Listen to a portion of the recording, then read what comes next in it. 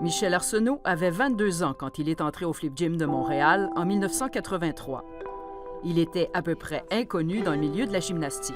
On voit ici l'entraîneur Michel Arsenault. La première année, les athlètes semblaient s'épanouir sous sa gouverne. Mais dès l'année suivante, le ton aurait changé. Du jour au lendemain, on est arrivé à l'entraînement, puis on ne pouvait plus l'appeler Michel, il fallait l'appeler le monsieur Arsenault, et il fallait dire vous. Il commençait à faire des crises, à nous réprimander vraiment de façon très sévère, dès les premières erreurs qu'on faisait. Vraiment, il y a eu un changement drastique de son comportement, de son attitude, mais de sa personnalité. Peu à peu, Michel Arsenault aurait instauré un régime duquel les parents étaient exclus, comme l'explique la mère d'une gymnaste. M. Arsenault, lui, a demandé qu'on mette des rideaux pour que les parents ne puissent pas voir leur enfant à l'entraînement. Mais les raisons qui étaient données pour ça, c'est qu'il y a des gens qui pourraient venir épier ces méthodes de coaching. Comme parents, on n'avait pas accès à rien du tout. Une entraîneuse au Flip Gym a commencé à s'interroger sur certains comportements de son collègue.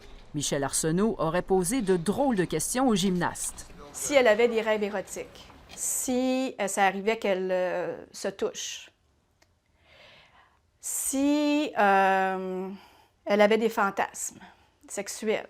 Bien, mes gymnastes avaient entre 12 et 16 ans. Michel Arsenault aurait été plus loin. Il aurait aussi agressé sexuellement 3 de ses jeunes athlètes alors qu'elles étaient mineures. Radio-Canada Sport a recueilli leurs témoignages. Je revis le moment. Il me touchait.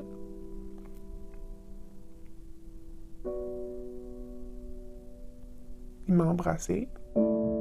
Isabelle raconte que Michel Arsenault l'aurait forcé à le masturber. Il était son entraîneur au Flip Gym dans les années 80. Isabelle avait 15 ans. Il voulait que je le touche.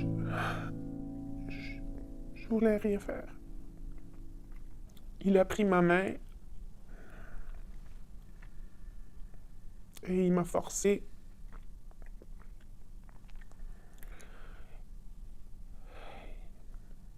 Et parce que moi, je voulais rien faire, on l'a fait ensemble. Une deuxième gymnaste a témoigné par écrit, à condition que son identité soit protégée. Il a prétexté une réunion entraîneur-athlète pour se vider sur moi et il m'a laissé là, dans sa chambre, pleine de sperme. J'ai pleuré et je suis retournée chez moi. Notre enquête nous a permis d'apprendre qu'une plainte a été faite à la police contre Michel Arsenault dans les années 90. Aucune accusation n'a toutefois été portée contre lui à la suite de cette plainte. Le service de police de la Ville de Montréal n'a pas voulu nous donner plus de précisions. Arsenault aurait aussi instauré des séances de massage dans le noir au vestiaire. Selon les témoignages que nous avons recueillis, les gymnastes étaient jumelés, mais l'entraîneur participait aussi aux séances avec l'une ou l'autre des jeunes filles. C'est dans ces circonstances que Linda aurait subi des attouchements sexuels. Elle avait 14 ans. Quand il massait, bien, c'était correct au début, mais à un moment donné, il y avait toujours une main qui descendait plus bas ou sur les parties que moi, je voulais pas nécessairement. Ouais. Et je l'ai laissé aller pour peut-être quelques secondes, peut-être quelques minutes. Là, je peux pas dire combien de temps parce que j'ai figé, j'ai gelé. Et moi, par la suite, je me suis assise, recroquevillée sur moi-même. Juste pour préciser, vous dites qu'il vous touchait sur des parties génitales? Oui. Isabelle affirme avoir vécu une expérience similaire. Je recevais le traitement. C'était un traitement très intime. Que ce soit entre les jambes, que ce soit des mots dans l'oreille, que ce soit... C'était inconfortable. J'ai vu littéralement Michel Arsenault accroupi à la hauteur, si vous voulez, de la taille d'Isabelle. Et puis, qui avait littéralement la main dans son costume, là, dans son léotard. À 16 ans, Isabelle a reçu une lettre d'amour de son entraîneur, lettre dont Radio-Canada Sport a obtenu copie. Michel Arsenault lui proposait de la marier lorsqu'elle aura 18 ans. Des mots d'amour, mais aussi des mots durs envers d'autres gymnastes. Il y avait beaucoup de violence verbale. On peut entendre « t'es conne »,« t'es stupide », t'es faible. Traité de niaiseuse, de pas belle, de pas bonne. Afin de ne pas avoir à établir une excuse qui aurait été refusée, je prenais ma cuillère il n'y avait personne. Je me frappais les poignets et les chevilles jusqu'à ce qu'elles soient bleues, enflées. Moi, je croyais que c'était la seule façon que j'allais éviter cette personne. Un sentiment grandissait, selon les jeunes athlètes, celui de l'isolement.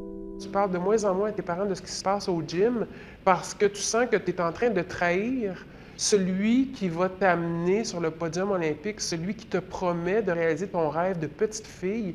Tu es vraiment dans un grand conflit de loyauté entre lui, qui se donne des airs de maître et de Dieu, de semi-dieu, et tes parents. En 1993, Michel Arsenault a été congédié du Flip Gym. L'ancien président du conseil d'administration se souvient des raisons qui ont conduit à son licenciement.